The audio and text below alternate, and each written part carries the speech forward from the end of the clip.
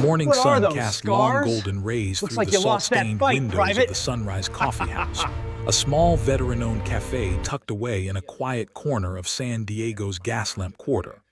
Staff Sergeant Rachel Chen sat in her usual spot, the corner booth farthest from the door, positioned with her back against the wall and a clear view of all entrances. Old habits from Afghanistan died hard, even 3 years after coming home.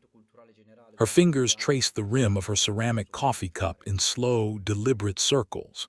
The burned scars covering her left hand caught the morning light, the mottled pink and white tissue creating a roadmap of pain across her skin. The scarring didn't stop at her hand. It traveled up her arm, across her neck, and consumed the entire left side of her face, pulling at the corner of her eye and mouth in a permanent reminder of the day her life changed forever. Rachel had learned to navigate the world of stares and whispers. She developed a thick skin against the children who pointed, the adults who looked away too quickly, the well-meaning strangers who thanked her for her service while their eyes betrayed their discomfort. Tuesday mornings at the sunrise had become her ritual, a small rebellion against the isolation that threatened to consume her. Here, she could sit with her coffee and her memories, practicing the simple act of existing in public without the weight of others' judgment crushing her spirit. But today was different. The door chimed, and 3 young men burst in with the boisterous energy of youth and accomplishment. Rachel recognized them immediately, fresh Marines, probably graduated from MCRD San Diego within the last week. Their dress blue uniforms were still crisp and perfect, creases sharp enough to cut paper, brass buttons gleaming like tiny suns. They carried themselves with the peculiar swagger of men who'd survived boot camp and believed they'd conquered the world. The one in the middle, tall, blonde, with a square jaw and bright blue eyes, seemed to be the ringleader. His name tape read Morrison. He couldn't have been more than 19 years old, his face still holding the softness of adolescence beneath his attempt at military bearing. His buddies flanked him, feeding off his energy, laughing at his jokes, caught up in the intoxicating rush of becoming Marines. Rachel watched them order their coffees, their voices loud and confident, discussing their plans for liberty, the girls they'd meet, the bars they'd hit. She felt a distant pang of nostalgia for that innocence, that moment before war taught you what the uniform really meant. Then Morrison's eyes landed on her. She saw the sequence of emotions cross his face in rapid succession: curiosity, recognition of her Marine Corps t-shirt, then shock as he registered her scars. His expression shifted again, and what came next made Rachel's blood run cold. Not pity, not respect, not even polite discomfort. Instead, a smirk pulled at his lips, cruel and dismissive. He leaned toward his friends, speaking in a stage whisper deliberately loud enough for her to hear. "Check out the Halloween costume in the corner," he said, his voice dripping with mockery. "Looks like someone took war paint a little too literally." His buddy's laughter came nervous and uncertain, but it came nonetheless. Encouraged, Morrison continued, his young voice carrying across the now quieting coffee shop. "Bet she bought those dog tags at a surplus store. Probably got those scars in a kitchen fire and wants people to think she's some kind of hero." The barista, a former Army sergeant named Mike who always gave Rachel her coffee at half price, froze mid-pour, his jaw clenching. Several patrons looked up, discomfort rippling through the cafe like a stone thrown into still water. An elderly couple near the window exchanged troubled glances. A woman with a laptop halfway closed it, torn between intervening and avoiding confrontation. But no one said anything, no one moved. Rachel's fingers stopped their circular motion on the coffee cup. Her hand trembled slightly, a lingering effect from the nerve damage, though in this moment it felt like pure rage. She'd faced Taliban fighters, walked through AD-infested roads, endured 17 surgeries and months of agonizing physical therapy.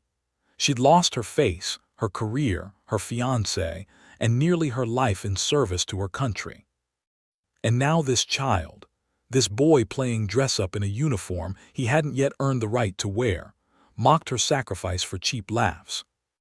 Morrison was on a roll now, feeding off the attention, his voice growing louder. I mean, come on. You really think they let women do anything dangerous over there? She probably worked in an office and made up some story. Stolen valor, man. It's everywhere these days. People wanting respect they didn't earn. Rachel slowly began gathering her things, her phone, her keys, the worn paperback novel she'd been pretending to read. She wouldn't give him the satisfaction of seeing her pain. She wouldn't engage. What would be the point? He was too young, too ignorant, too wrapped up in his own false sense of superiority to understand anything she might say. Her mind flickered unbidden to that day in Helmand Province. The heat, the dust, the children's laughter, the pile of rocks that looked wrong, the blinding flash, the fire. She stood, ready to leave with what remained of her dignity. That's when the door chimed again, and everything changed. 3 men entered the cafe, and the atmosphere shifted instantly. They moved with the fluid, economical grace of big cats, controlled, aware, dangerous. Dressed in casual civilian clothes, jeans, t-shirts, tactical boots, they nonetheless radiated an unmistakable aura of military professionalism. The tallest of the 3 had steel-gray temples contrasting with dark hair, ice-blue eyes that swept the room in a practiced threat assessment, and the bearing of someone who'd operated in the world's darkest corners. His forearms were corded with muscle and marked with tattoos, one of which Rachel recognized immediately, the Navy SEAL Trident. These weren't weekend warriors or posers. These were silent professionals, men who'd earned their reputations in blood and sand. The tall one's eyes moved from Morrison to Rachel, reading the situation with the speed of someone trained to make life-or-death decisions in microseconds. His jaw tightened almost imperceptibly. He walked straight to Morrison, his movements so purposeful that conversations died in his wake. His hand came down on the young Marine's shoulder, not aggressive, but firm enough to convey absolute authority. "Got a minute, devil dog?" His voice was quiet, controlled, carrying the kind of calm that preceded storms. "We need to have a conversation." Morrison turned, annoyance flashing across his face, ready to brush off another civilian who didn't understand military culture. Then he saw the trident tattoo. His eyes widened. The color drained from his face. The other 2 SEALs had positioned themselves strategically, cutting off Morrison's exit routes without seeming threatening. It was instinctive, automatic, the product of hundreds of operations where positioning meant survival. Rachel remained standing, her bag half-packed, transfixed by the scene unfolding before her. The game was about to change, and young Marine Morrison was about to receive an education that boot camp never provided. Rachel's hand froze on her bag as she watched the 3 former SEALs surround the young Marine. The scene before her began to blur, reality bleeding into memory like watercolors running together on wet paper. The cafe's air conditioning couldn't stop the sudden heat that flushed through her body, phantom sensation, her therapist called it, post-traumatic stress response. But to Rachel it felt real, it always felt real. The coffee cup in her scarred hand trembled, and suddenly she wasn't in San Diego anymore. She was back. The heat hit her first in the memory, that oppressive, suffocating Afghan heat that turned your uniform into a sweat-soaked second skin and made every breath feel like inhaling from an oven. Staff Sergeant Rachel Chen, 1st Combat Engineer Battalion, led her 4-vehicle convoy down Route Silver, a dirt road cutting through Helmand Province like a scar across wounded earth. The date was June 15th, 3 years ago. The temperature was 118 degrees Fahrenheit. She checked that morning, not that it mattered. Hell was hell at any temperature. "Viper 6, this is Viper 1, how copy?" Her own voice echoed in her memory, young and confident, untouched by the horror that was coming. "Lima Charlie, Viper 1. Route looks clear from our position," came the reply from her vehicle commander. But it wasn't clear. Rachel's gut told her something was wrong. She was riding in the lead vehicle. the most dangerous position in any convoy, the one that typically hit IEDs first. As the team's combat engineer and route clearance specialist, it was her job to identify threats before they killed her Marines. She'd volunteered for every dangerous assignment, determined to prove that women could handle combat roles just as effectively as men. More than that, she wanted to prove it to herself. The Helmand River Valley stretched out on both sides of the route, deceptively beautiful in the harsh sunlight. Poppy fields swayed in the hot wind. In the distance, mud brick compounds dotted the landscape like ancient fortresses. Children played near the road ahead, their laughter carrying on the breeze, a sound so innocent it seemed obscene in a war zone. That's when Rachel saw it. A pile of rocks near the village entrance. Not unusual in Afghanistan, rocks were everywhere. But these rocks were different, two deliberately placed, two perfectly positioned to funnel traffic into a specific kill zone. The children were playing dangerously close to it. Halt, halt, halt! Rachel's command brought the convoy to a stop. Possible IED, 11 o'clock, approximately 50 meters. Her heart hammered against her body armor as she grabbed her metal detector and toolkit. Protocol dictated she send the Talon robot, a small remote-controlled device designed for exactly this scenario. Protocol kept engineers alive, but the children were right there, maybe 20 feet from what she increasingly believed was an explosive device. Viper 1, let me send the bot, Corporal Martinez urged from the driver's seat, his dark eyes worried behind his Oakley sunglasses. Negative, too many civilians. I'm not risking remote detonation with kids that close. Rachel's hand was already on the door handle. If this goes wrong, pull back and call EOD. That's an order, Martinez. Staff Sergeant, please. That's an order, Corporal. She remembered stepping out of the MRAP, the heat hitting her like a physical blow. The weight of her gear, body armor, helmet, weapons, tools, pressed down on her shoulders. 70 pounds of equipment on a 5'6" frame, but Rachel had trained until she could move with it as naturally as her own skin. The children noticed her approaching and ran toward her, thinking the American soldier wanted to play. She smiled, forcing calm into her voice as she spoke the Pashto phrases she'd memorized. Go to your homes, quickly now. It's not safe here. She handed them packets of candy from her pocket, gently steering them away from the rock pile, her eyes never leaving the suspicious mound. An old man emerged from a nearby compound, herding the children away with urgent gestures. His eyes met Rachel's for just a moment and she saw fear there. He knew. The locals always knew. With the civilians clear, Rachel approached the rock pile with her metal detector. The device screamed immediately, a high-pitched wail that meant significant metal content beneath the surface. Her pulse quickened. Carefully, methodically, she began removing rocks, using her training to look for pressure plates, tripwires, command wires. That's when she found the first IED. It was crude but effective, a pressure plate design rigged to a 155 artillery shell, enough explosive to vaporize her vehicle and everyone in it. But something felt wrong. The placement was too obvious, the triggering mechanism too easy to spot. Rachel had seen this before. Taliban bomb makers were getting sophisticated, learning from their mistakes, adapting their tactics.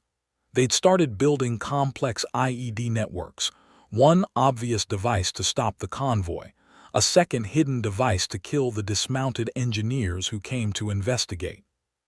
She keyed her radio.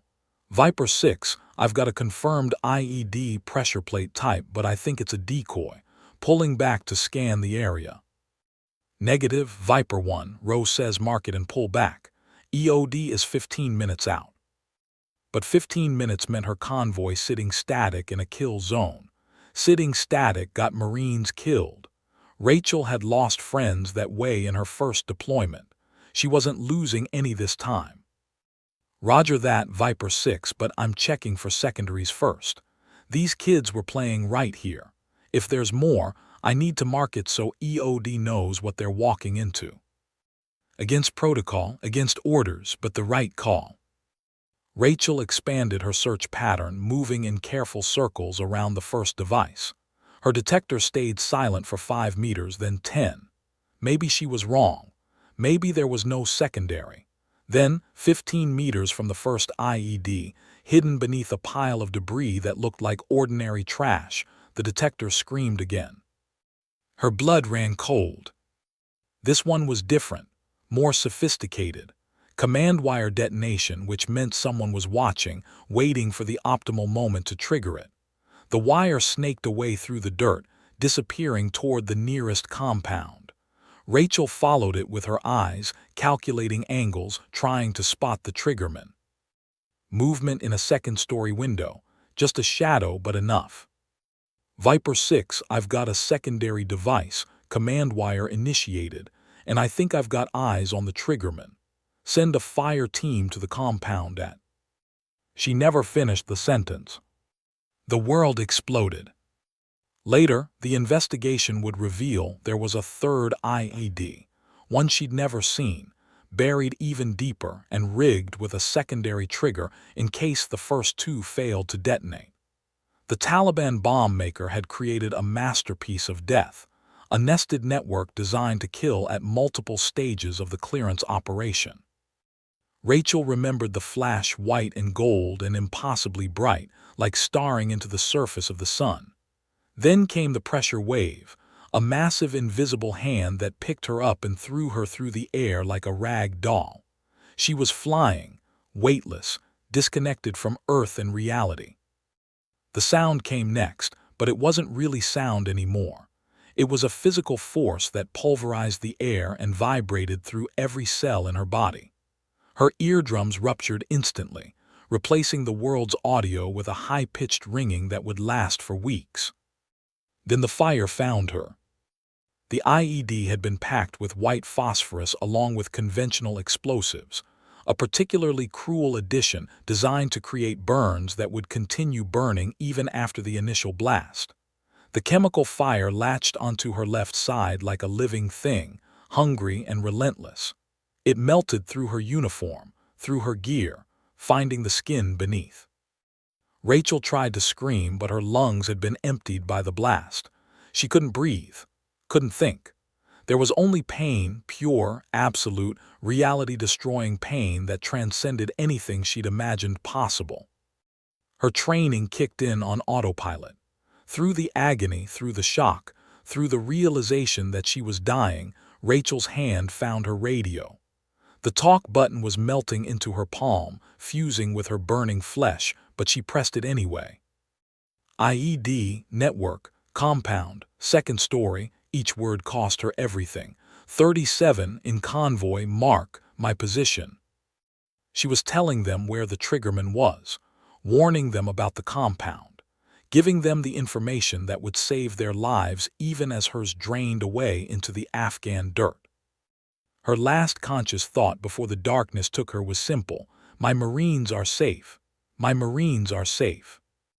In the Sunrise Coffee House in San Diego, Rachel's hand released her coffee cup. It shattered on the floor, the sound jerking her back to the present. She was shaking, sweat pouring down her face despite the air conditioning. The young Marine Morrison stared at her, his earlier mockery forgotten, replaced by confusion and the first hints of dawning horror. The tall SEAL with the gray temples was watching her too, recognition in his eyes. He knew what he was seeing. He'd been there himself, that 1,000-yard stare, that moment when past and present collided. "You're her," he said quietly, his voice cutting through the ringing in Rachel's ears. "You're the Marine from Route Silver." Explosion had launched Rachel 15 feet through the air, her body ragdoll limp as physics and violence conspired to destroy her. She didn't remember the landing. Her mind had mercifully shut down by then, overwhelmed by sensory input no human brain was designed to process. But Corporal Martinez remembered. He'd watched his staff sergeant fly through the air in a corona of fire and land in a crumpled heap, her body armor smoking, her uniform burning. "Staff sergeants down! Staff sergeants down!" Martinez's voice had cracked over the radio, breaking the strict communication protocols drilled into every Marine. But protocols meant nothing when you watched your leader, the woman who just saved your life, burning alive in the dirt. Martinez and Lance Corporal Johnson didn't hesitate. Against every rule of engagement, against the screaming warnings from their vehicle commander, against their own survival instincts that told them more IEDs were likely in the area, they dismounted and ran toward Rachel's smoking body. "Get back in the vehicle, that's an order," their platoon commander shouted over the radio. They ignored him. Martinez reached Rachel first, his hands grabbing for her drag strap even as the white phosphorus continued to burn. The chemical fire latched onto his gloves, and he threw them off, using his bare hands to pull her away from the blast crater. Johnson provided cover, his rifle scanning for the triggerman Rachel had identified with her last coherent words. "She's still alive, I've got a pulse," Martinez screamed, disbelief and hope warring in his voice. They dragged her 30 meters to the nearest cover, a low mud wall that offered concealment from the compound where the triggerman had been. Johnson tore off his camelback and poured water over Rachel's burns, trying desperately to stop the white phosphorus reaction. The chemical ate through tissue with relentless efficiency, and Johnson's water only slowed it, didn't stop it. The corpsman, HM2 Rodriguez, appeared at a dead sprint, his medical bag bouncing against his hip. He took one look at Rachel and his face went pale beneath his tan. Burns covered at least 40% of her body, concentrated on her left side. Her face was barely recognizable. Her breathing was shallow and rapid, shock setting in fast. "Jesus Christ," Rodriguez whispered, then caught himself. Training took over. "Martinez, I need you to hold pressure here.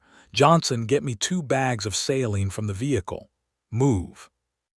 Rodriguez worked with practiced efficiency born from too many combat injuries, too many young bodies broken by war. He established an airway, started IV lines, administered morphine and antibiotics, covered the burns with specialized dressings. But even as he worked, he knew Rachel needed a level of care he couldn't provide in the Afghan desert. "Viper 6, this is Viper 3. I need an urgent CASEVAC Category Alpha. Multiple serious burns, likely internal injuries. Patient is critical," Rodriguez radioed, his voice steady despite the chaos around them. The medevac helicopter arrived 12 minutes later, 12 minutes that felt like 12 hours. The pilots came in hot, taking fire from the compound Rachel had identified. An Apache gunship escort lit up the building's second story with 30 cannon fire, neutralizing the threat. As they loaded Rachel onto the helicopter, Martinez held her hand, the one that wasn't burned, and leaned close to her ear. "You saved us, Staff Sergeant, all of us. Don't you dare die on us now. That's an order." Rachel's eyes flickered open for just a moment, unfocused and filled with agony. Her lips moved, forming words Martinez couldn't hear over the helicopter's rotor wash, but he read them clearly enough. "My Marines. Safe. Safe, Staff Sergeant. Every single one because of you." A ghost of a smile touched her ruined face before unconsciousness claimed her again. The flight to Camp Bastion took 18 minutes. Rachel coded twice during transport, her heart stopping as her body surrendered to shock and trauma. Both times, the flight medic brought her back, performing CPR at altitude while the helicopter banked and weaved to avoid potential ground fire. At Bastion, a team of surgeons was already prepped and waiting. They worked on Rachel for 9 hours straight, fighting to stabilize her enough for the flight to Landstuhl Regional Medical Center in Germany. The lead surgeon, a Navy commander named Dr. Sarah Mitchell, had seen hundreds of combat casualties during her deployment. Later, she would tell investigators that Rachel's survival was medically improbable. "The amount of trauma her body sustained should have been fatal," Dr. Mitchell stated in her report. "The combination of blast injuries, white phosphorus burns, and the time elapsed before advanced medical intervention typically results in mortality. Staff Sergeant Chen survived through a combination of exceptional physical conditioning, immediate first aid from her team, and what I can only describe as sheer force of will. The flight to Germany happened while Rachel floated in a medically induced coma, her body wrapped in specialized burn dressings, machines breathing for her, pumping blood for her, keeping her tethered to life by the thinnest of threads. She woke up 6 days later in Landstuhl's intensive care unit. The first thing she tried to do was scream, but the ventilator tube down her throat prevented it. The second thing she tried to do was move, but her body was immobilized, wrapped like a mummy. The third thing she tried to do was understand why everything hurt, why existence itself had become synonymous with agony. A nurse appeared in her field of vision, a kind-faced woman with gray hair and soft eyes who'd seen too many young service members wake to their new reality. "Staff Sergeant Chen, you're safe. You're in Germany. You were injured in Afghanistan, but you're going to be okay. Don't try to move. Don't try to talk. Just breathe with the machine. Can you blink once if you understand me?" Rachel blinked. "Good, you're very strong, Staff Sergeant. The doctors say you're a fighter. Your family has been notified. They're flying in to see you. Your Marines have been calling every day to check on you. You saved their lives, and now we're going to save yours."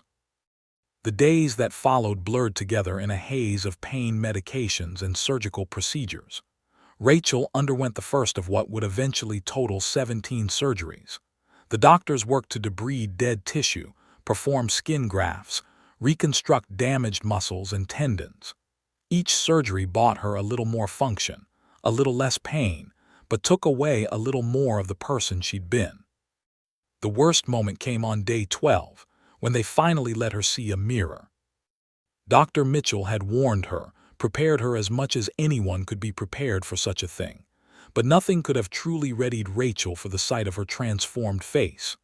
The left side was a landscape of scars, pink and white tissue pulled tight, her eye drooping slightly, her mouth twisted into a permanent half-grimace. Her hair had burned away on that side, leaving patches of scarred scalp visible. The woman in the mirror was a stranger. Rachel stared at her reflection for a full minute in complete silence. Then the tears came, great racking sobs that hurt her healing lungs and pulled at her stitches but couldn't be stopped. Dr. Mitchell held her hand while she cried, offering no false platitudes, no empty promises that it would get better, just human presence in the face of devastating loss.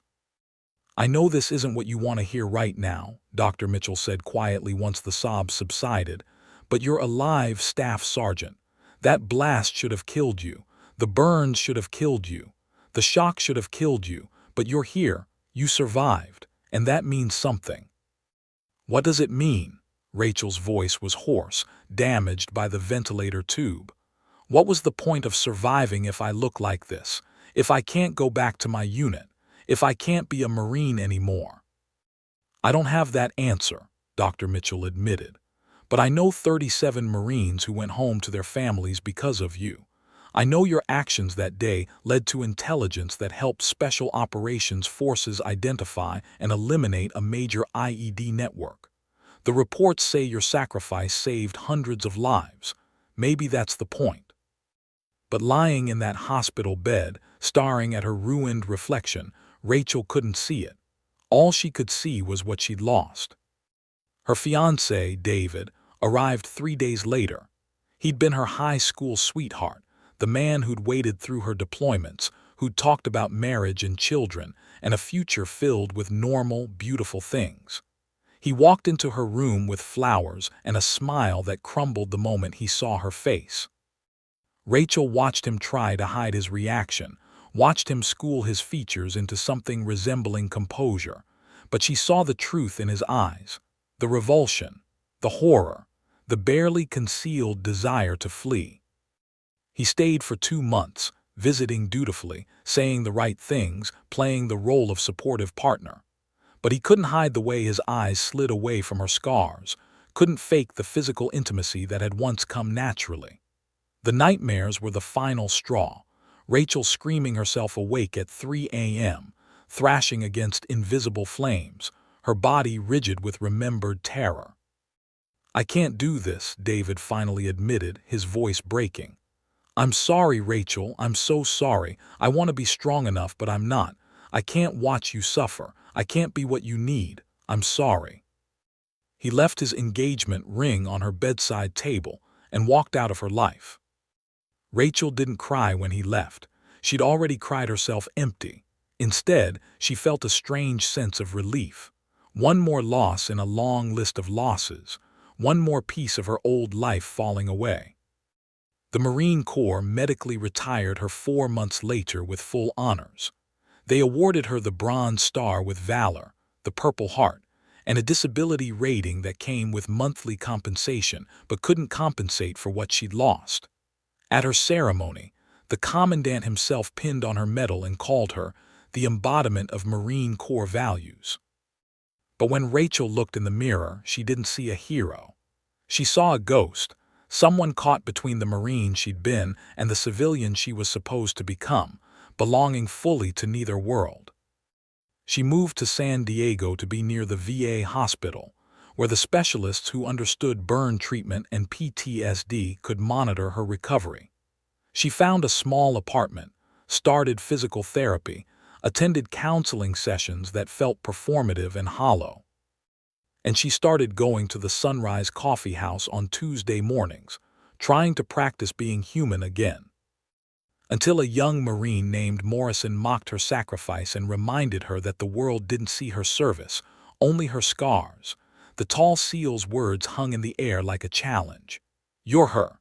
You're the Marine from Root Silver." Rachel's throat constricted.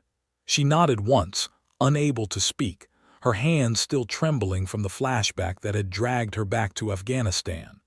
The shattered coffee cup lay at her feet in a pool of dark liquid, fragments of ceramic catching the morning light like shrapnel. Morrison stood frozen, his earlier bravado evaporating as confusion spread across his young face. He looked from Rachel to the 3 SEALs and back again, trying to piece together what was happening. His 2 buddies had gone silent, sensing the shift in atmosphere, the way predators sense a coming storm. The tall SEAL released Morrison's shoulder and took a step toward Rachel, his movements deliberate and unthreatening. Up close, she could see the scars on his hands, the weathered lines around his eyes that spoke of years spent in harsh environments. His forearms bore multiple tattoos, the SEAL trident, Arabic script, coordinates that probably marked significant operations. This was a man who'd seen the elephant, who'd operated in the same dark places Rachel had. "Ma'am, I'm Marcus Daniels. These are my teammates, James Chen and Trevor Matthews." He gestured to the other 2 SEALs. James was Asian American, compact and muscular with intelligent eyes and a quiet intensity. Trevor was broad-shouldered and dark-skinned, with a scar running through his left eyebrow and the calm demeanor of someone comfortable with violence. "We deployed to Helmand Province in 2022, same time frame as your incident. Our team worked operations in the same AO." Rachel found her voice, though it came out rougher than she intended. "I don't remember much about the aftermath." "You wouldn't," James said, stepping forward. His voice carried a slight Boston accent. "You were medevaced out while the scene was still hot, but we remember. Our platoon was operating about 10 clicks north when the call came through about a complex IED attack on Root Silver. We were tasked with the follow-up." Trevor picked up the narrative, his voice deep and measured. "Your radio call, the one you made while burning, gave us the compound location, second-story window, probable triggerman position. Command wanted us to investigate and clear the threat before EOD could safely work the route." Marcus's jaw tightened. "We found the bomb maker in that compound. He'd been setting up IED networks along Route Silver for months, killed 17 coalition forces in the previous year. Your intelligence from that day, from the worst moment of your life, helped us piece together his entire network. The operation we ran based on your information dismantled his cell and saved hundreds of lives." Rachel felt something crack inside her chest, not breaking but opening. For 3 years she'd questioned whether her sacrifice had meant anything. The medals and citations felt hollow, words on paper that couldn't give her back her face or her career. But hearing these men, operators who lived in the shadows, who didn't give praise lightly, tell her that her worst day had meaning beyond her own suffering, something shifted. Morrison had gone pale. His hands hung at his sides, clenched into fists, but not from aggression, from shame. The color had drained from his face so completely he looked like he might be sick. Marcus turned back to the young Marine, and his voice dropped into a register that suggested this was not a conversation Morrison could refuse. Staff Sergeant Chen was a combat engineer. Do you know what that means, Marine? Morrison shook his head mutely. It means she walked point, every single day. Marcus emphasized each word. Combat engineers are the first ones into danger. They're the ones who walk the roads looking for IEDs so convoys like yours, full of Marines heading home, don't get blown to pieces. They do the most dangerous job in the entire theater of operations, and they do it knowing that any step could be their last. James moved closer to Morrison, his voice quieter but no less intense. The day Staff Sergeant Chen got hit, she was clearing Route Silver for a convoy of 37 Marines and sailors. She found the first IED, a 155 artillery shell rigged to a pressure plate. That alone could have destroyed the lead vehicle and killed everyone inside. But she didn't just mark it and call EOD, Trevor continued, creating a wall of testimony around the young Marine. She knew something was wrong. The placement was too obvious. So she expanded her search pattern and found the second device, command wire initiated, which meant someone was actively watching, waiting to detonate it manually. Marcus's voice grew harder. She was tracking the wire to find the triggerman when the third device, the one she never saw detonated, white phosphorus and conventional explosives. The blast threw her 15 feet through the air and set her on fire. White phosphorus burns at 5,000 degrees Fahrenheit. It doesn't stop burning when you try to put it out. It keeps going, eating through whatever it touches. The coffee shop had gone completely silent. Every patron was listening now, frozen in place. The barista, Mike, stood behind the counter with tears streaming down his face, his own memories of combat clearly triggered by the story. While she was burning alive, James said, his voice rough with emotion, while her skin was melting, while she was in more pain than any human being should ever experience, she keyed her radio. She gave us the compound location. She warned about the triggerman. She made sure her Marines knew how to stay safe. Her last conscious act before passing out was saving the lives of 37 men and women she'd never met. Morrison's knees buckled slightly. One of his buddies, a short, stocky Marine with the name tape, Rodriguez, caught his elbow, steadying him. But Rodriguez looked equally shaken, his eyes wide with horror and dawning understanding. "You want to know if she really served?" Marcus's voice cut like a blade. "Staff Sergeant Chen earned the Bronze Star with valor. That's not a participation trophy. That's given for heroic or meritorious achievement in combat. She also earned the Purple Heart for wounds received in action, those dog tags you mocked. She paid for them with 17 surgeries, months of physical therapy, PTSD that probably wakes her up screaming most nights, and a face that makes people like you think she didn't earn the uniform she wore." Trevor stepped forward, pulling out his phone. His fingers moved quickly across the screen, pulling up archived news articles, official military press releases, citation documents.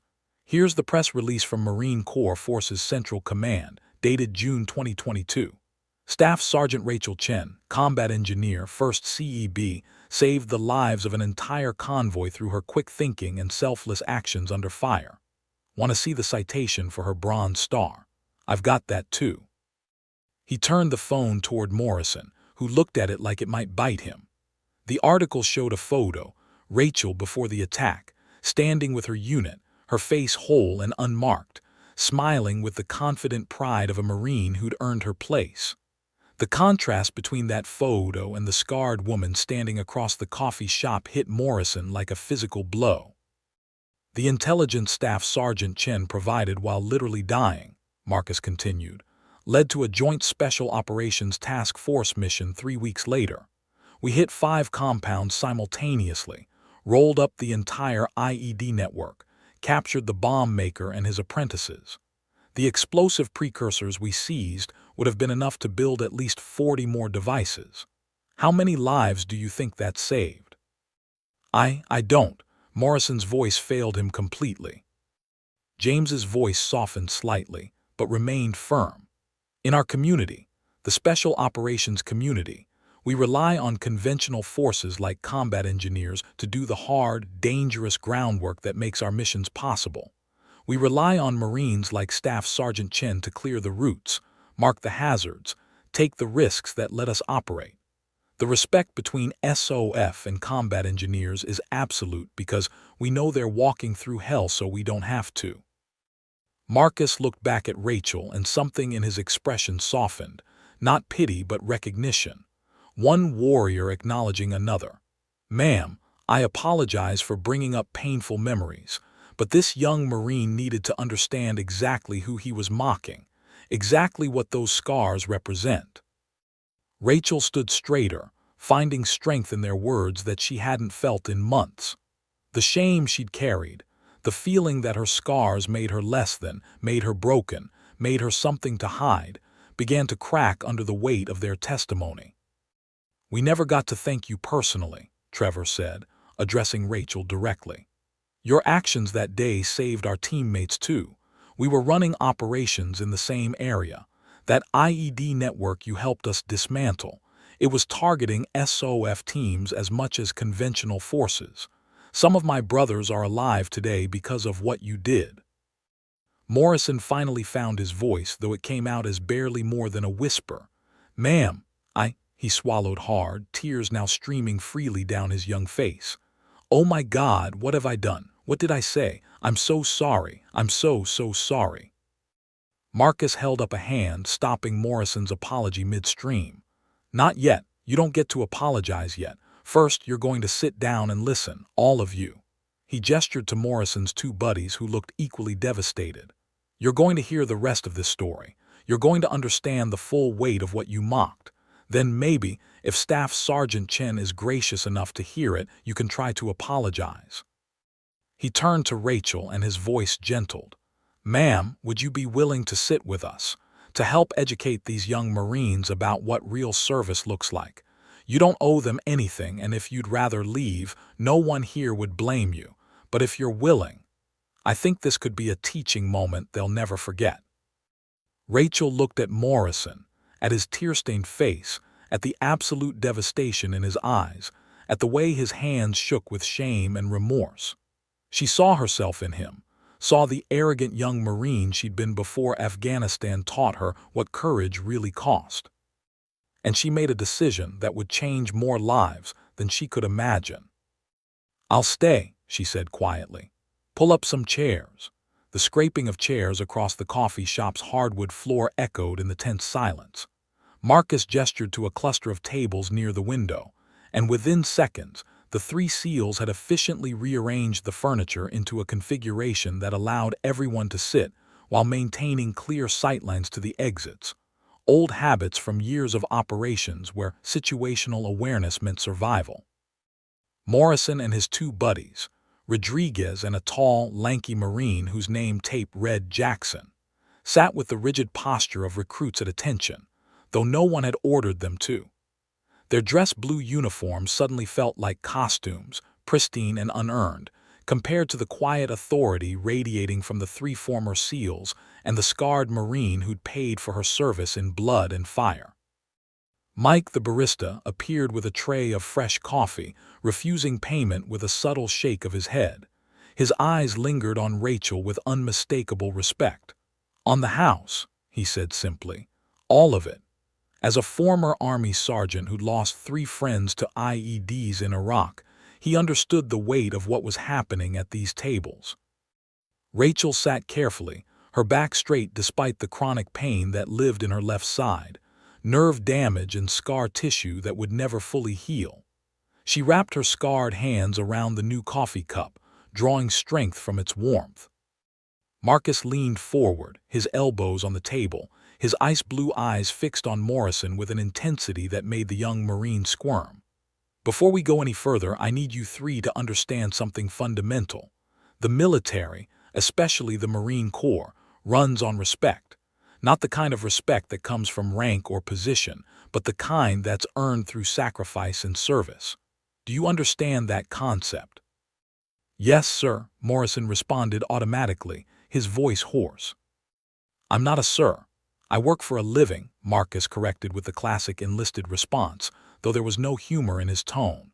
"But here's what you need to understand. Respect isn't just about saluting officers or following orders. It's about recognizing that everyone who puts on this uniform carries a burden. Some carry it visibly, like Staff Sergeant Chen. Others carry it invisibly: PTSD, traumatic brain injuries, moral wounds that never show up on X-rays. Your job as Marines is to honor that burden, not mock it." James pulled his phone back out, swiping through screens until he found what he was looking for. "Let me give you some context about combat engineers that clearly nobody covered in your boot camp classes." He turned the phone so the young Marines could see a video, grainy helmet camera footage from Afghanistan. The footage showed a Marine in full gear walking slowly down a dirt road, sweeping a metal detector back and forth in careful arcs. The landscape was eerily quiet, just the crunch of boots on gravel and the occasional beeping of the detector. Suddenly, the Marine stopped, knelt down, and began carefully brushing away dirt with a small tool. "That's a combat engineer clearing a route," James explained. "Notice how slow and methodical the movement is. That's because one wrong step, one missed indicator, and you're gone. Not wounded. Gone. IEDs don't leave much behind." The video continued, showing the Marine marking the location with flags and calling for an explosive ordnance disposal team. The whole process took nearly 20 minutes, 20 minutes of extreme focus and constant danger. "Now imagine doing that every single day," Trevor added, his deep voice carrying the weight of experience. "Day after day, knowing that statistically, if you do this job long enough, you're probably going to get hit." Combat engineers had one of the highest casualty rates of any MOS in Afghanistan. They walked point because if they didn't, everyone else would be at risk. Morrison's hands were shaking now, clasped together on the table so tightly his knuckles had gone white. "I didn't know," he whispered. "They didn't teach us that.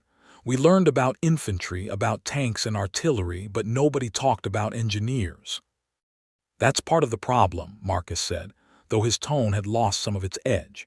"The military doesn't always do a good job of teaching young service members about the full spectrum of sacrifice. The headlines talk about infantry firefights and special operations raids because that's what makes dramatic news. But the truth is, some of the most dangerous, most essential jobs in combat zones are done by people most civilians have never heard of. Engineers, corpsmen, EOD techs, support personnel who keep the war machine running." Rachel had been silent, listening to the SEALs paint the picture of her former life. Now she spoke, her voice quiet but steady.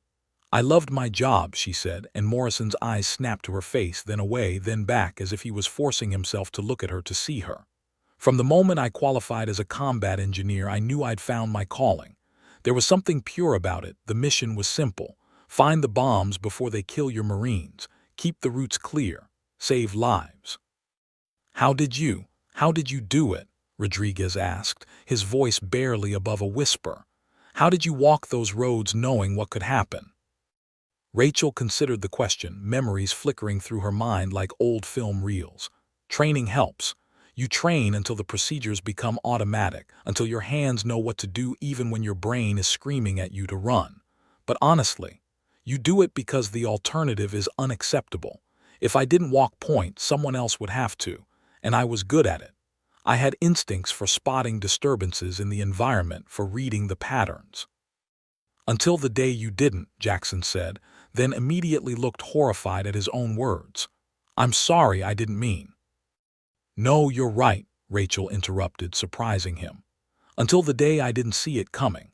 That's the thing about IEDs. The bomb makers are constantly evolving their tactics, learning from their failures, getting more sophisticated.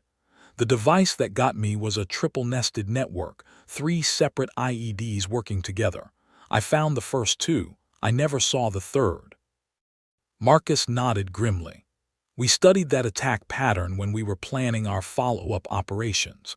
The bomb maker who built that network was a former Iraqi insurgent who'd moved to Afghanistan to train Taliban fighters.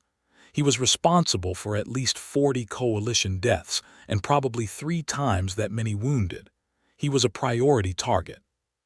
What happened to him? Morrison asked, then caught himself. If you can say, I mean. Trevor's expression went cold, the look of a man remembering violence. We found him. Let's leave it at that.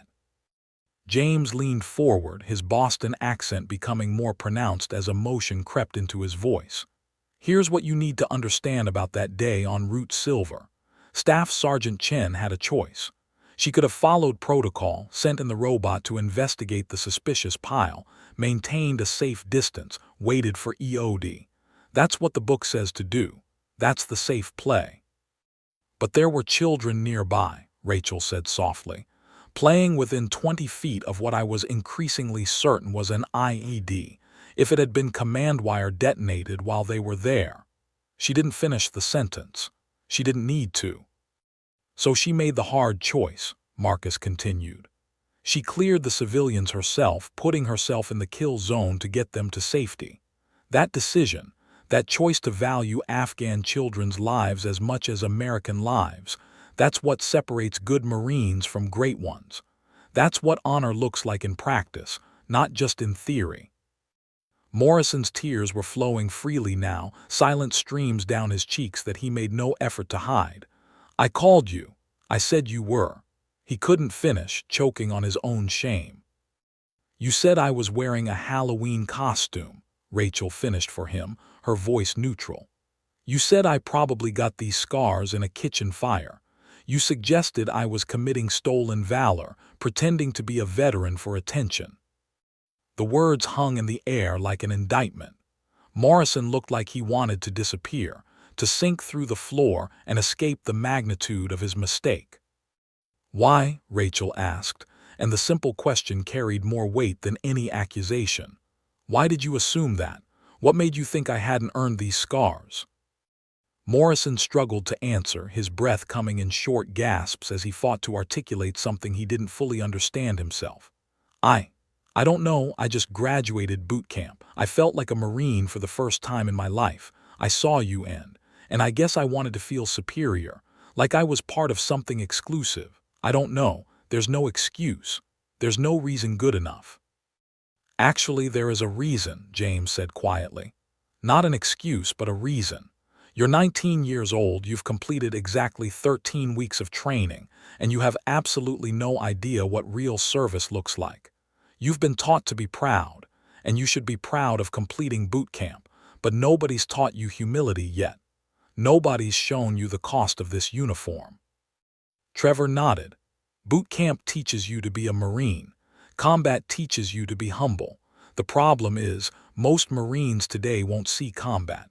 The wars are winding down, so you've got a generation of young service members who have pride without perspective, confidence without context.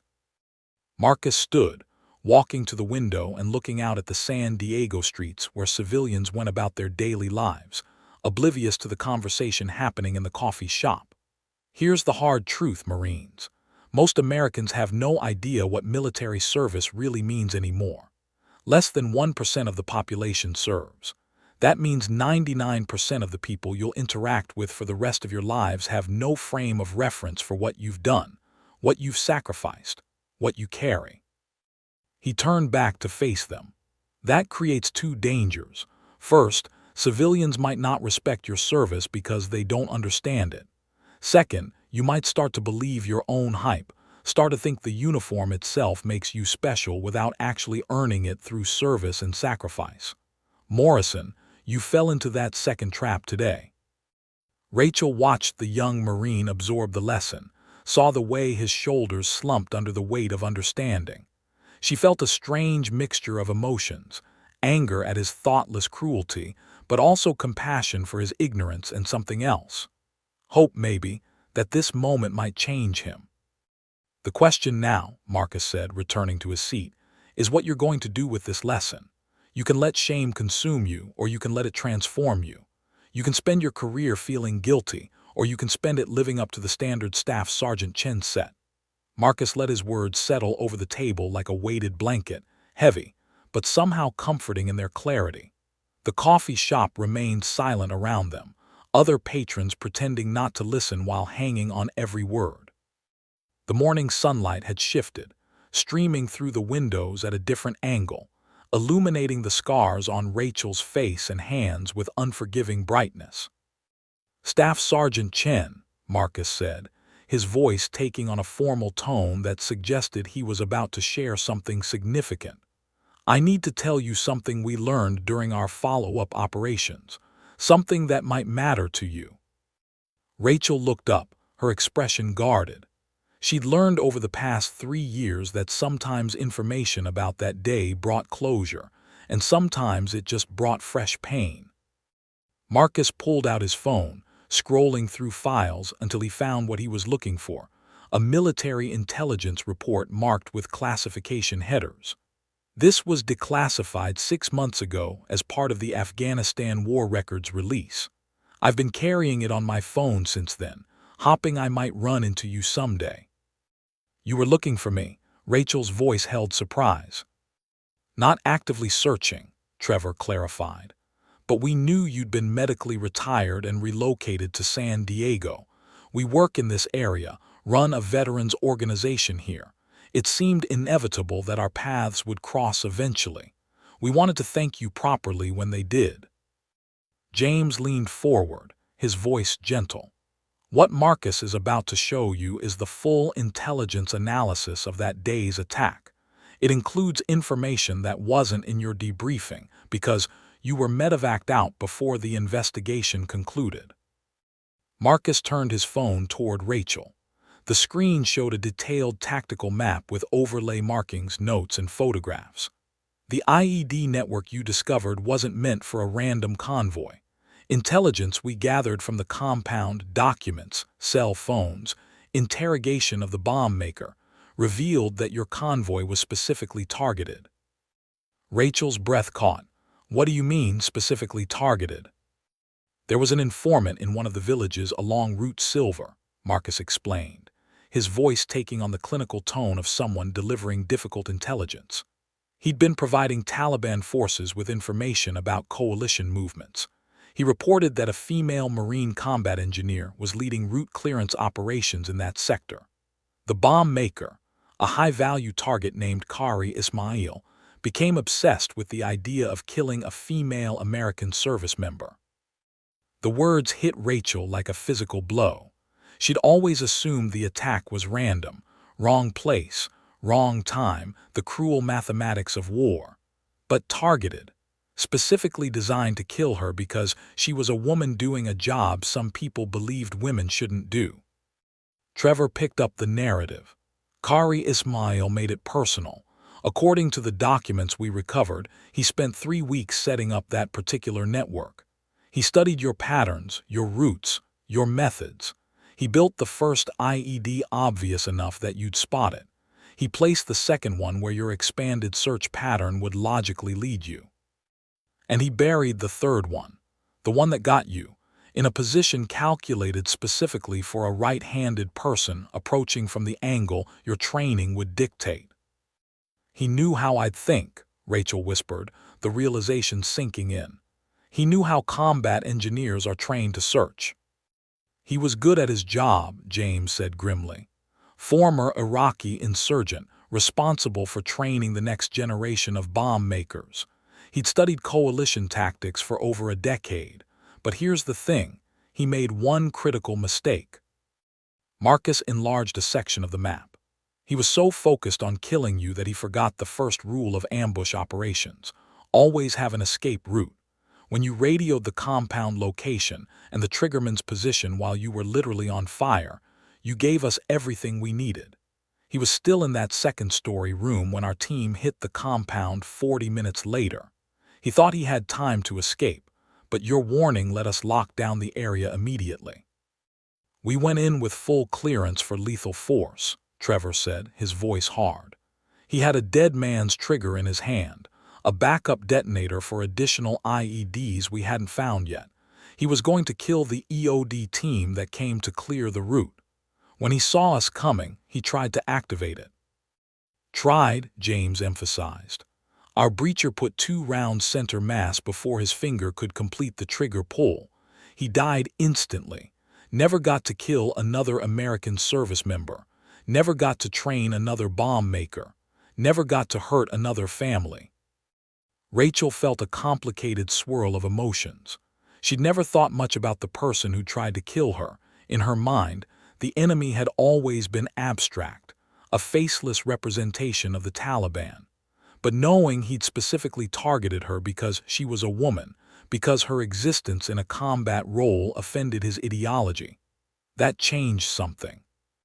The intelligence we gathered from that compound, Marcus continued, led to a series of operations over the next 3 months.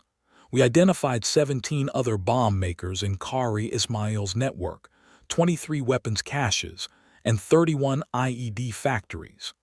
The joint task force operations that followed resulted in the capture or elimination of the entire network.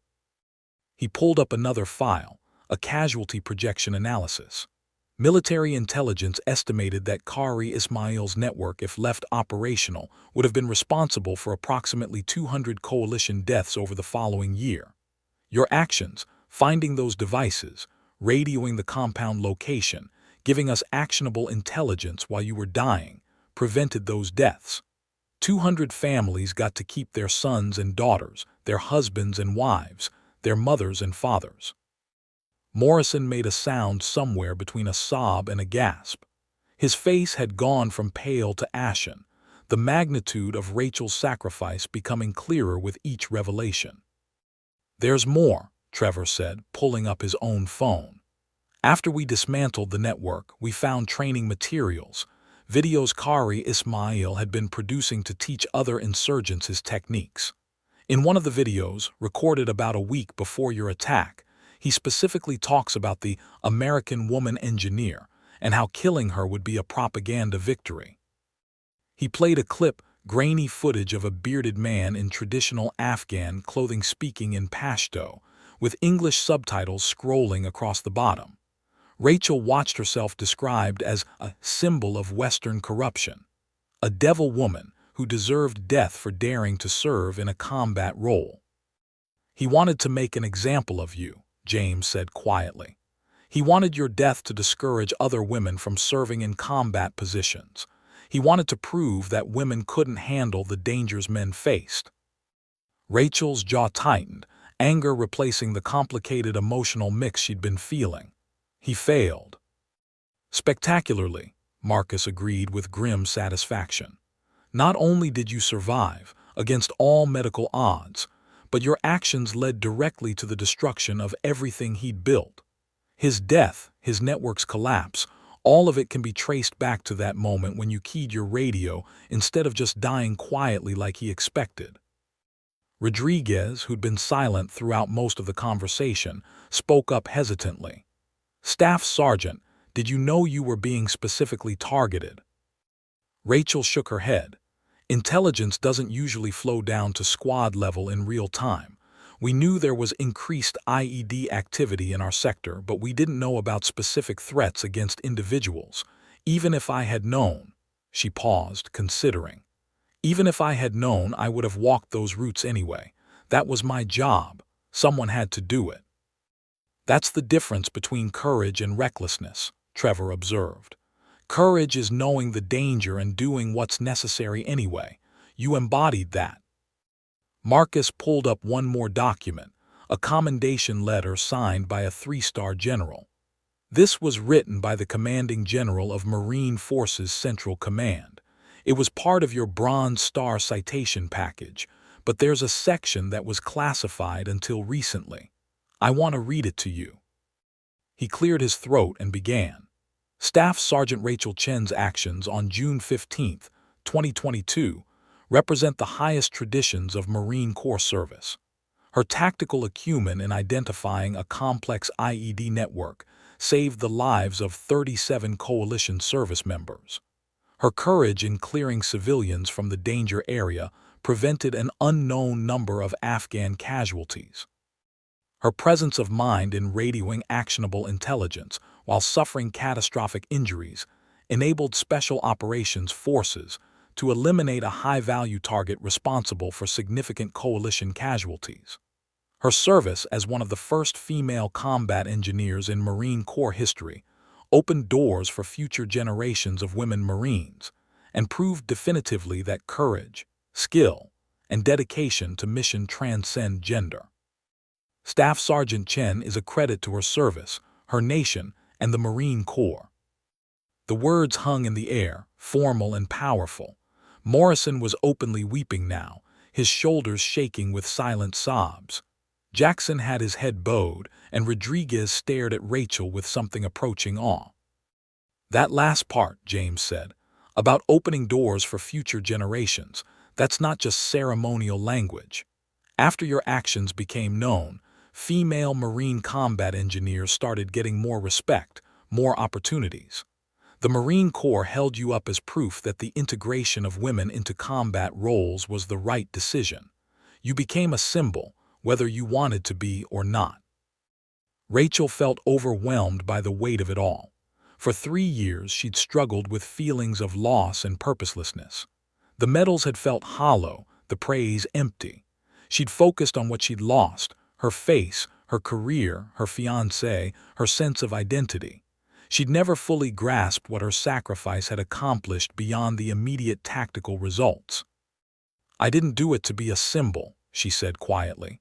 "I didn't do it to prove anything about women in combat.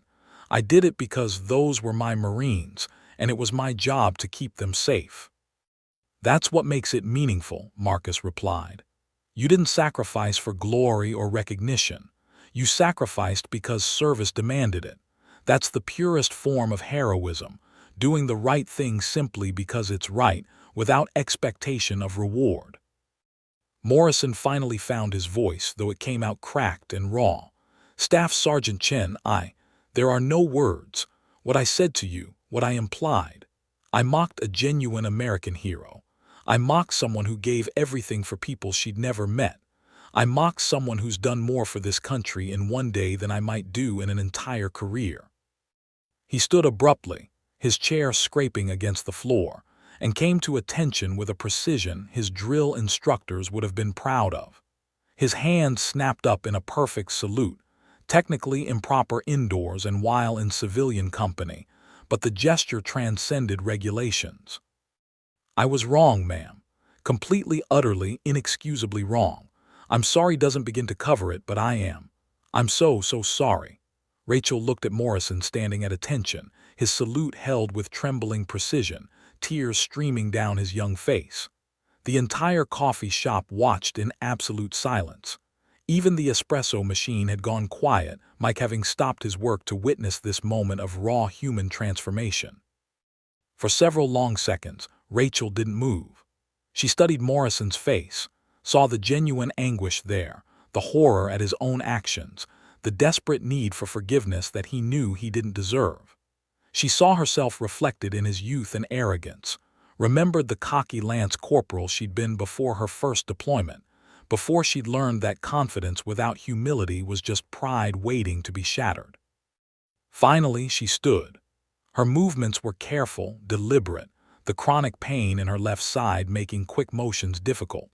She drew herself up to her full height, several inches shorter than Morrison, and returned his salute with the crisp precision of a Marine who'd earned every inch of that gesture. "At ease, Marine," she said quietly. Morrison dropped his salute but remained rigid, his body practically vibrating with tension and emotion. "Sit down," Rachel continued, her voice firmer now. "All of you, if we're going to do this, we're going to do it right." Morrison, Rodriguez, and Jackson sat, their movements mechanical, uncertain. They looked like children called to the principal's office, awaiting judgment they knew they deserved. Rachel remained standing for a moment longer, gathering her thoughts. Marcus, James, and Trevor watched her with quiet respect, recognizing that this moment belonged to her, that she needed to handle it in her own way. "When I was 20 years old," Rachel began, her voice carrying across the silent coffee shop, "I was a lot like you, Morrison. I just completed combat engineer training, earned my MOS, and I thought I was invincible. I thought the uniform made me special. I thought I understood what service meant." She paused, her scarred fingers tracing the edge of the table. "My first deployment to Afghanistan was a wake-up call. I watched a staff sergeant, a man named Tors who'd been my mentor, get hit by an IED during a routine patrol. He lost both legs and his right arm.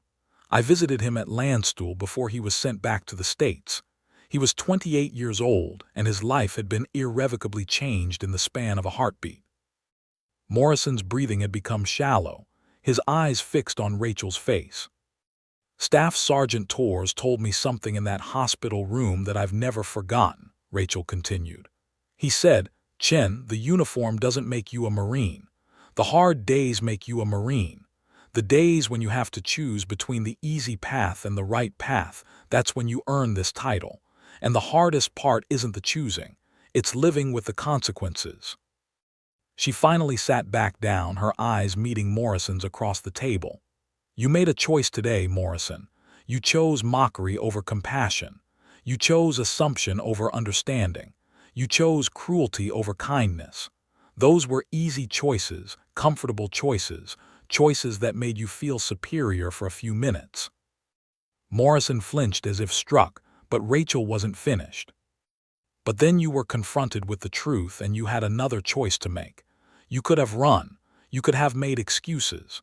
You could have minimized what you said or blamed it on youth or ignorance. Instead, you're sitting here, facing the full weight of your mistake. That's a harder choice, and it's the beginning of real growth." "I don't deserve your forgiveness," Morrison said, his voice breaking.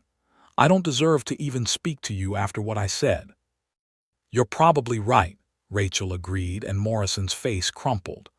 "But here's what you need to understand. This isn't about what you deserve. This is about what kind of Marine you're going to become. You can let this shame destroy you, or you can let it forge you into something better."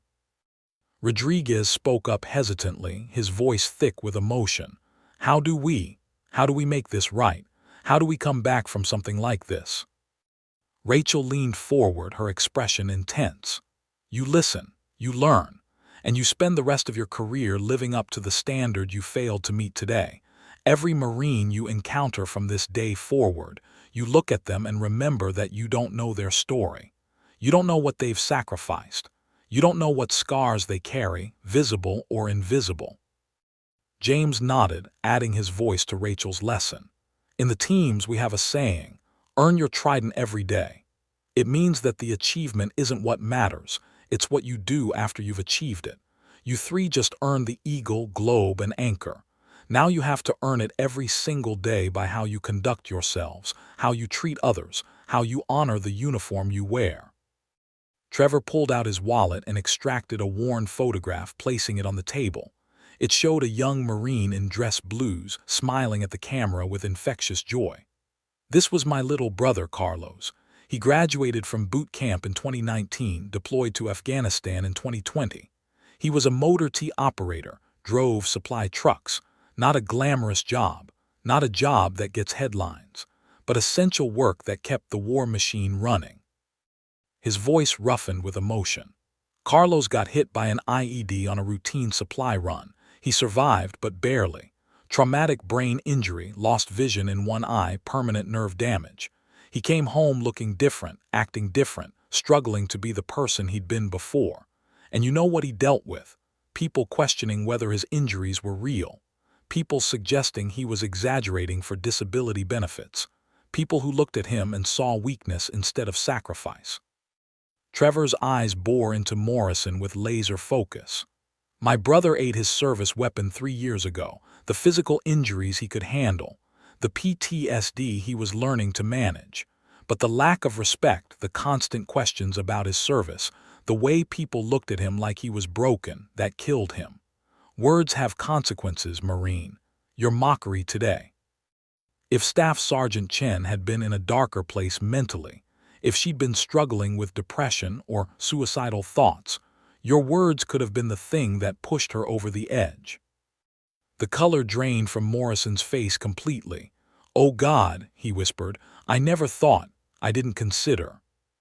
"That's exactly the problem," Marcus said, his voice hard but not unkind. "You didn't think. You didn't consider. You saw someone who looked different and made assumptions. In civilian life, that makes you an asshole. In military life, where we're supposed to be brothers and sisters in arms, it makes you dangerous." Rachel held up a hand, her expression softening slightly. "But here's the truth that Marcus, James, and Trevor have been trying to teach you. We all make mistakes. We all have moments of poor judgment. The measure of a person isn't perfection. It's how you respond when you inevitably fall short." She looked at each of the young Marines in turn. "Morrison, Rodriguez, Jackson, you're at the very beginning of your military journey. This is your moment of choice. You can let this experience humble you, teach you, make you better Marines and better men. Or you can let it crush you with shame and guilt until you're paralyzed by fear of making another mistake." "How do we choose the first option?" Jackson asked quietly. "How do we turn this into something positive?"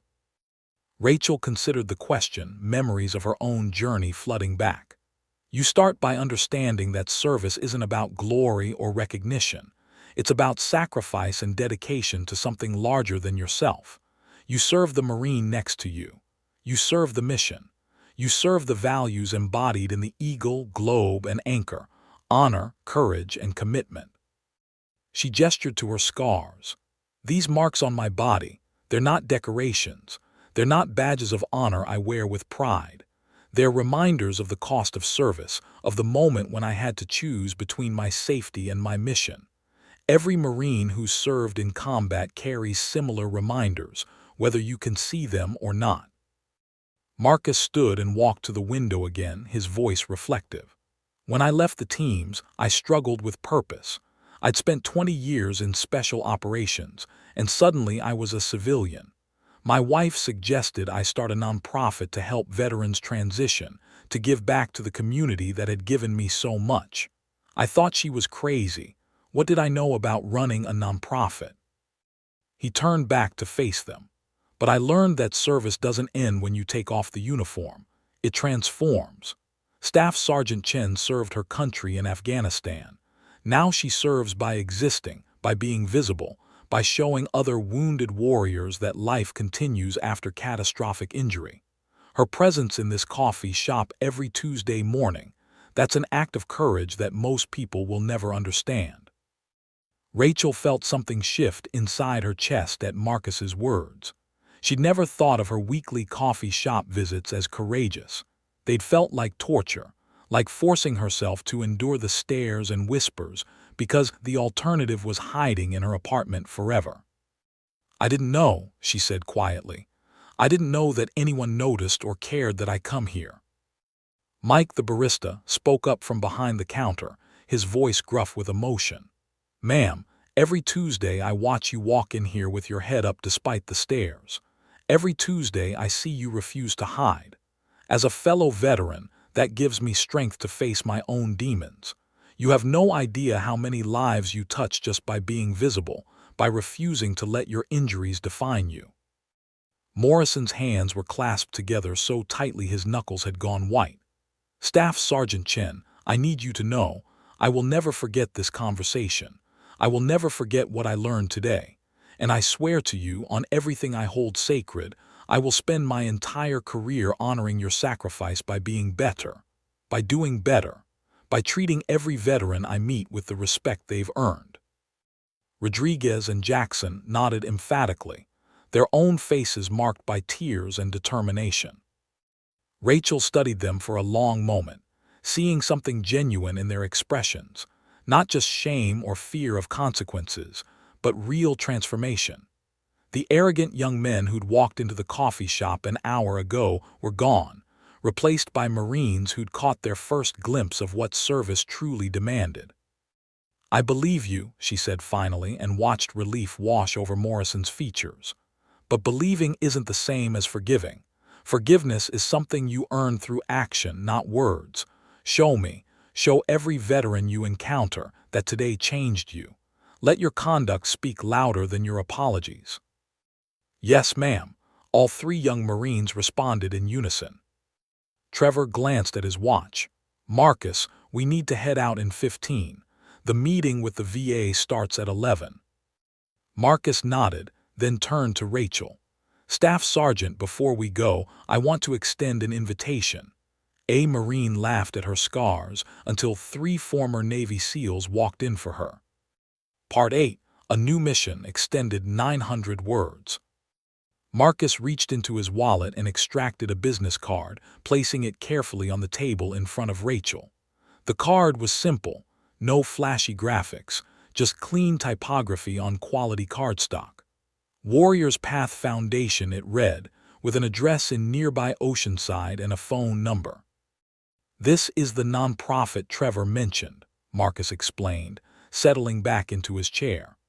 "We started it 4 years ago after I retired from the teams.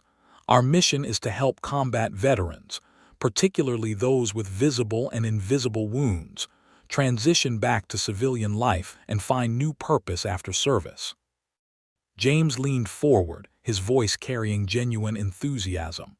"We run several programs: job placement assistance, mental health support, adaptive sports, peer counseling. But the program we're most proud of is our Veteran Mentorship Initiative. We pair recently wounded or transitioning veterans with others who have walked the same path, who understand the challenges from personal experience. We've been looking for someone to lead our peer support program for wounded Marines," Trevor added, his deep voice gentle. "Someone who understands both the military culture and the specific challenges of recovering from catastrophic injuries. Someone who's been through the fire, literally, and come out the other side." Rachel looked down at the business card, her scarred fingers tracing its edges. "I don't know if I'm the right person for that. I'm still figuring out my own recovery. Most days I'm barely holding it together." "That's exactly why you're the right person," Marcus countered. "We're not looking for someone who's got it all figured out. We're looking for someone who's honest about the struggle, who can sit with another wounded warrior and say, 'I know what you're going through,' and actually mean it." Rachel's throat tightened. For 3 years she'd felt purposeless, a broken Marine without a mission, without a place in the world. The VA appointments and physical therapy sessions had given structure to her days but not meaning. She'd been surviving, not living, going through the motions while the emptiness inside her grew. "What would I actually do?" she asked, surprised by the hope creeping into her voice. Trevor pulled out his phone again, scrolling to show her photos of the Foundation's facility. A converted warehouse with meeting rooms, a gym, counseling offices, and a large open space filled with veterans of various ages, all engaged in different activities. You'd facilitate weekly peer support groups, one-on-one mentorship for newly wounded warriors, and help us develop curriculum around transition challenges. We've got funding for a full-time position with benefits." "The veterans who come to us are struggling," James said honestly. "They're dealing with PTSD, depression, survivor's guilt, identity loss, all the things you've experienced. They need someone who won't give them platitudes or empty encouragement. They need someone who will sit in the darkness with them and help them find a way forward, not by pretending the pain doesn't exist, but by showing them it's possible to build a life that includes the pain without being consumed by it." Rachel felt tears building behind her eyes. "I don't know if I can do that. What if I make things worse? What if I say the wrong thing?" "You won't," Marcus said with quiet certainty. "You want to know how I know? Because you just spent the last hour teaching 3 young Marines the most important lesson of their careers. You could have destroyed Morrison with anger or dismissed him with contempt. Instead, you gave him truth, accountability, and a path forward. That's exactly what our veterans need." Morrison, who'd been listening silently, spoke up hesitantly. "Staff Sergeant, for what it's worth, and I know my opinion probably means nothing to you, but what you did here today changed my life. If you can do for other veterans what you did for me, you'll save lives. I'm sure of it." Rachel looked at the young Marine, seeing sincerity in every line of his face. Something shifted inside her, not forgiveness exactly, but recognition that even her worst moments could become teaching moments, that her suffering could have purpose beyond her own survival. "Can I think about it?" she asked Marcus. "This is a lot to process." "Absolutely," Marcus replied, standing and extending his hand. "No pressure, but I hope you'll at least come visit the facility, meet some of the veterans we work with, see if it feels like the right fit."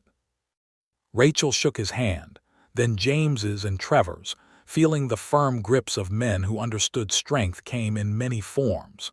As the three SEALs prepared to leave, Morrison stood abruptly. "Sir, I mean Marcus," he said quickly. "Is there any way I could volunteer at your foundation? I know I just graduated boot camp and I'm probably the last person you'd want around veterans, but I want to do something meaningful. I want to serve in a way that actually matters." Marcus studied Morrison with an appraising look. "What's your MOS, Marine?" 311, sir. Infantry rifleman. I ship to SOI next month, then to my unit after that."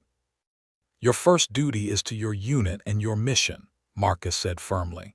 "But when you're stateside, not on duty, and you've gotten some real experience under your belt, come talk to us. We can always use volunteers who understand that service is about more than just wearing the uniform." "Thank you, sir," Morrison said, relief evident in his voice. He turned to Rachel. "Staff Sergeant Chen, I know I don't have the right to ask anything of you, but would it be okay if I checked in with you?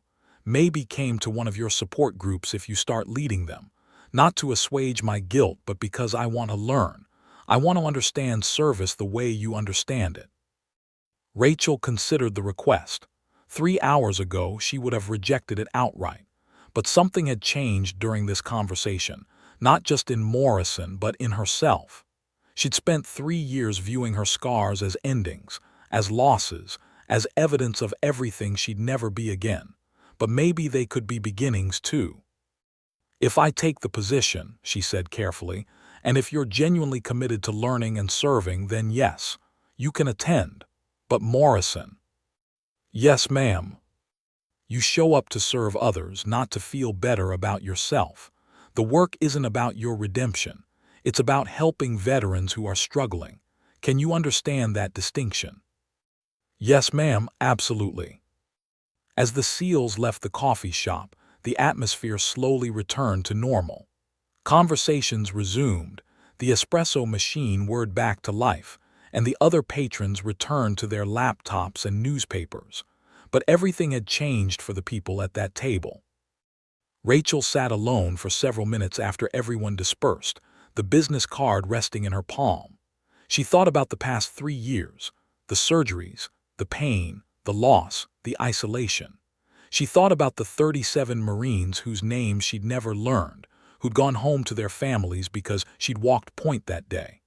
She thought about the 200 lives Marcus said had been saved by dismantling Kari Ismail's network.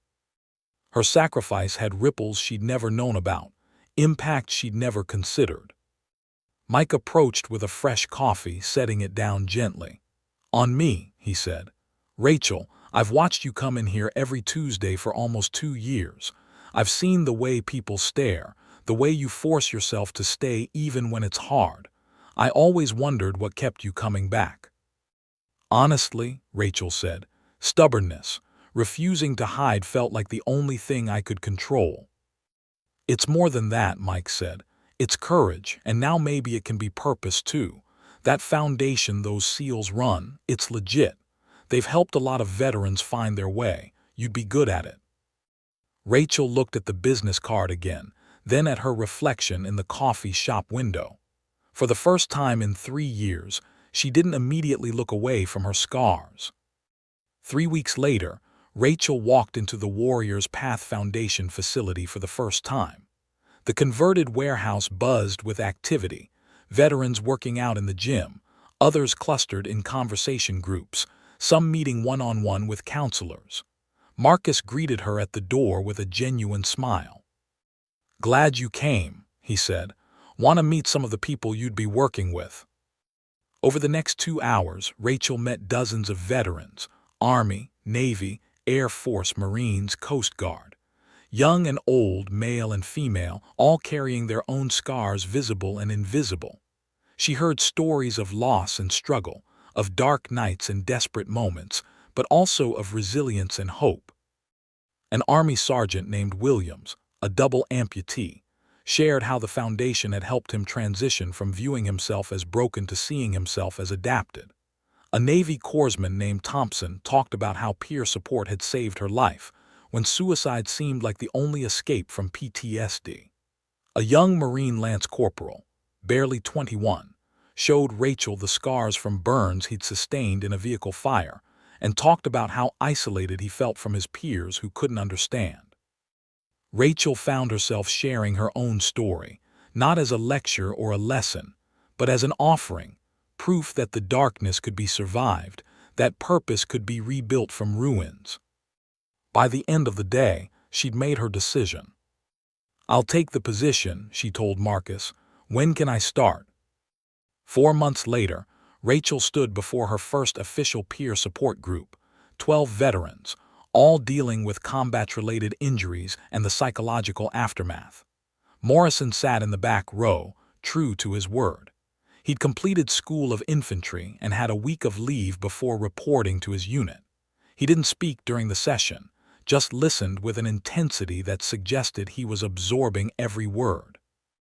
Rachel shared her story honestly. The attack, the injuries, the recovery, the losses, the dark moments when death seemed preferable to continuing. But she also shared the small victories, the gradual rebuilding, the discovery that life after catastrophic injury could still hold meaning and purpose. "I'm not going to tell you it gets easier," she said to the group. "Some days are still hell. Some days I wake up and the first thing I see is my scars, and I have to fight the urge to hide under the covers. But I've learned that healing isn't about going back to who you were before. It's about becoming someone new, someone forged by fire into something different but not necessarily lesser." A Marine corporal raised his hand, a young man missing his right arm below the elbow. "How do you deal with people starring, with the questions and the pity?" Rachel smiled, a genuine expression that pulled at her scarred face but felt real nonetheless. "I had someone mock me in a coffee shop a few months ago, called my scars a Halloween costume, suggested I was faking my service. It hurt like hell. But that moment led to this, to me sitting here with you, doing work that actually matters. Sometimes our worst moments become doorways to our best opportunities." She looked at Morrison, seeing the impact of her words written on his face. "And sometimes the people who hurt us become the catalysts for our growth, not because we forgive them easily, but because we refuse to let their ignorance define our worth." The session lasted 2 hours. When it ended, several veterans approached Rachel with questions, seeking advice, or simply wanting to connect. Morrison waited until everyone else had left before approaching. "Staff Sergeant," he said quietly, "thank you for letting me be here. I know I don't deserve it." "You're right, you don't," Rachel agreed, but her voice held no malice. "But this isn't about what you deserve. It's about what you're willing to become. So tell me, Morrison, what kind of Marine are you going to be?" Morrison stood straighter, his eyes clear and determined. "The kind who earns the uniform every day. The kind who never forgets what service truly costs. The kind who honors the sacrifice of warriors like you by being worthy of the legacy you've created." Rachel nodded slowly. "Then that's exactly who you'll become. Now get out of here. You've got a unit waiting for you and you've got a lot to prove."